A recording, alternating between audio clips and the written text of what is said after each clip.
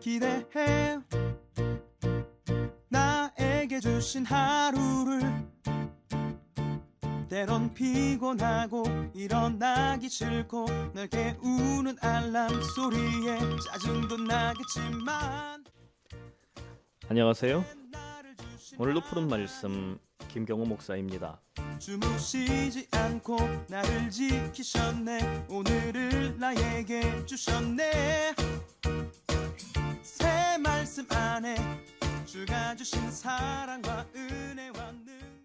오늘 우리가 함께 나눌 하나님 말씀은 예레미야 7장 1절에서 11절입니다. 여호와께로부터 예레미야에게 말씀이 임하니라. 이르시되 너는 여호와의 집 문에 서서 이 말을 선포하여 이르기를 여호와께 예배하러 이 문으로 들어가는 유다 사람들아, 여호와의 말씀을 들으라. 만군의 여호와 이스라엘 하나님께서 이와 같이 말씀하시되 너희 길과 행위를 바르게 하라.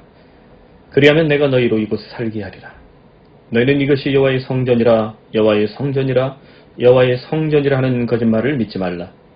너희가 만일 길과 행위를 참으로 바르게 하여 이웃들 사이에 정의를 행하며 이방인과 고아와 과부를 압제하지 아니하며 무죄한 자의 피를 이곳에서 흘리지 아니하며 다른 신들 뒤를 따라 화를 자초하지 아니하면 내가 너희를 이곳에 살게 하리니 곧 너희 조상에게 영원토록 준 땅이니라. 보라, 너희가 무익한 거짓말을 의존하는도다. 너희가 도둑질하며 살인하며 간음하며 거짓 맹세하며 바알에게 분향하며 너희가 알지 못하는 다른 신들을 따르면서 내 이름으로 일컬음을 받는 이 집에 들어와서 내 앞에 서서 말하기를 우리가 구원을 얻었나이다 하느냐. 이는 이 모든 가증한 일을 행하려 함이로다. 내 이름으로 일컬음을 받는 이 집이 너희 눈에는 도둑의 소굴로 보이느냐. 보라, 나 곧 내가 그것을 보았노라. 여호와의 말씀이니라. 아멘. 오늘 말씀의 제목은 왜곡된 성전 숭배와 오염된 신앙 생활입니다. 예레미야 2장부터 25장까지 12편의 단편 예언집으로 구성되어 있는데요. 그 중에 오늘 함께 나눌 7장은 10장까지 제3의 예언이 시작되는 본문입니다. 12편의 예언을 요약하면, 예레미야 전체를 요약하면 왜 이스라엘 백성이 멸망당하는가? 왜 예루살렘 성전은 파괴되는가? 어떻게 이스라엘은 다시 회복할 수 있는가에 대해서 예레미야 선지자는 하나님의 말씀을 반복해서 대언하고 있습니다. 7장 말씀을 간략히 요약하면 1절부터 15절까지 왜곡된 성전 숭배와 오염된 신앙 생활을 말씀하고 16절에서 20절까지 신앙이 오염되고 타락한 이스라엘을 향한 심판을 선언하며 21절부터 28절까지 이스라엘의 회복을 위한 역사적 교훈을 말씀하시고 29절부터 8장 3절까지 불순종하고 타락한 이스라엘을 향한 하나님의 무시무시한 심판을 예언하고 있습니다. 여러분, 7장에서 반드시 발견해야 할 영적 교훈이 있는데요. 2절과 4절을 봅시다. 너는 여호와의 집 문에 서서 이 말을 선포해 이르기를 여호와께 예배하러 이 문으로 들어가는 유다 사람들아, 여호와의 말씀을 들으라. 4절입니다. 너희는 이것이 여호와의 성전이라 여호와의 성전이라 여호와의 성전이라 하는 거짓말을 믿지 말라. 하나님은 여호와의 성전에 대한 부정적인 메시지를 외치고 있습니다. 왜 그럴까요? 당시 이스라엘 백성들은 거짓 선지자들의 감언 이설에 휘둘려서 예루살렘 성전 불패신하게 빠져 있었습니다. 예루살렘은 하나님의 거룩한 성이고 성전은 하나님의 집이기에 어떤 강대국도 위협하거나 정복할 수 없다는 왜곡된 성전 숭배에 빠진 것입니다. 다시 말하면 이 성전만 붙잡고 있으면 우리는 멸망할 수 없다는 거예요. 그렇다면 이처럼 왜곡된 성전 숭배가 성도들에게 또 사람들에게 어떤 문제를 일으키는가? 오염된 신앙생활에 빠지게 만듭니다. 9절에 예레미야는 말합니다. 너희가 도둑질하며 살인하며 간음하며 거짓 맹세하며 바알에게 분향하며 너희가 알지 못하는 다른 신들을 따르면서 내 이름으로 일컬음을 받는 이 집에 들어와서 내 앞에 서서 말하기를 우리가 다 구원을 얻었나이다 하느냐. 여러분, 이스라엘 백성들은 성전에 다니고 있었습니다. 하지만 율법은 순종하지 않았어요. 도둑질, 살인, 간음, 거짓 맹세를 하면서 고아와 과부와 나그네를 돌보지 않는 반율법적 삶을, 탐욕적 인생을 살고 있었습니다. 여호와의 성전에 다니지만 누구도 함께 믿기 때문입니까? 바알입니다. 여호와도 믿고 바알도 믿으면서 그들은 우리가 이미 구원을 얻었다고 자랑합니다. 결국 이렇게 오염된 신앙은 어떤 문제를 일으킵니까? 17절, 18절입니다. 너는 그들이 유다 성읍들과 예루살렘 거리에 행하는 일을 보지 못하느냐? 자식들은 나무를 줍고 아버지들은 불을 피우며 부녀들은 가루를 반죽하여 하늘의 여왕을 위하여 과자를 만들며 그들이 또 다른 신들에게 전제를 부음으로 나의 노를 일으키느니라. 아멘. 하늘의 여왕을 위하여 온 가족이 나서서 이렇게 애를 쓰고 있다는 거예요. 다시 말하면 하나님께는 어떻게 한다? 하나님께 이렇게 하지 않으면서 하늘의 여왕을 위하여. 또 31절, 32절은 더 심각한 이스라엘의 이 타락한 신앙생활을 말합니다.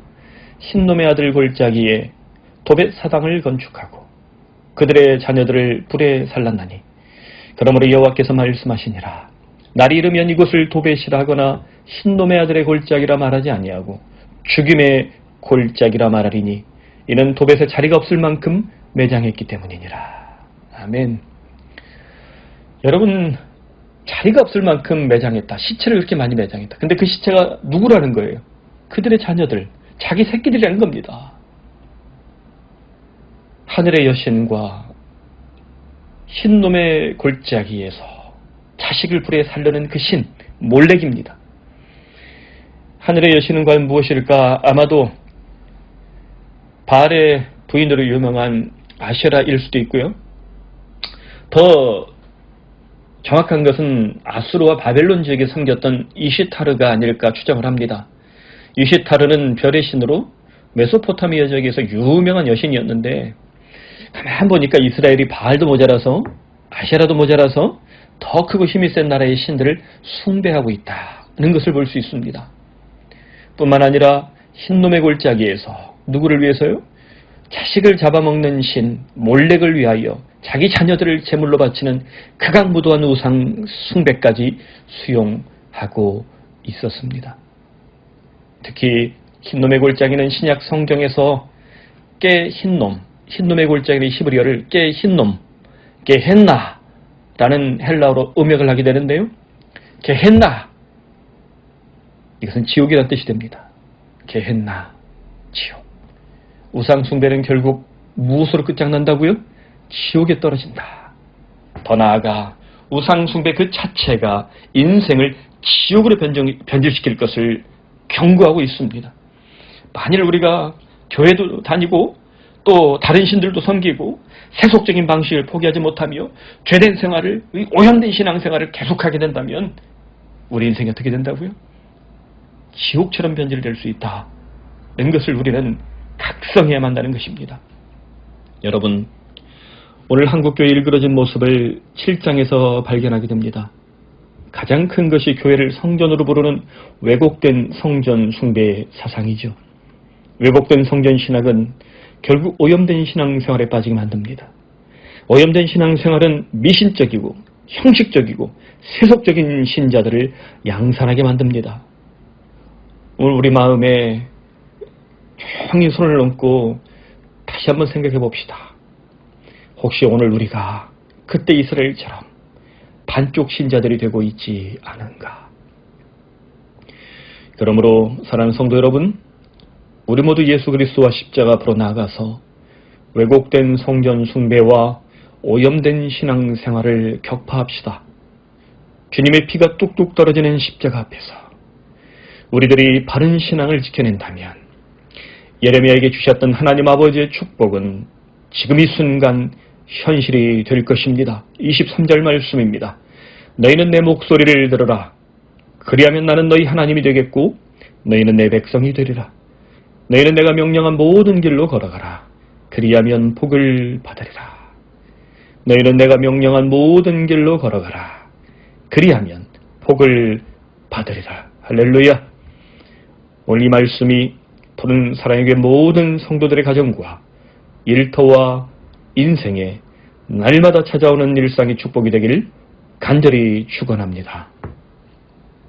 하나님 아버지, 왜곡된 성전 숭배가 오염된 신앙 생활을 양산하며 주 예수 그리스도와 십자의 복음을 자꾸만 우리 심장에서 멀어지게 만드는 것을 오늘 예레미야의 경고의 말씀을 통해서 우리가 다시 한번 묵상하게 됩니다. 예레미야 당시처럼 오늘 한국교회가 또 우리들이 이처럼 변질되지 않았는지 다시 한번 심장에 손을 얹고 기도하오니 하나님 아버지 주 예수 그리스도의 사랑으로 성령님의 내주하심이 성령님의 역사하심이 우리를 순수하고 바른 신앙으로 인도하여 주시옵소서. 그리하여 주께서 우리에게 주신 이 축복의 말씀을 날마다 우리 인생과 일터와 가정에서 특별히 우리 자녀들까지 마음껏 누리는 복된 인생이 되게 하여 주시옵소서. 예수님의 이름으로 기도드리옵나이다. 아멘.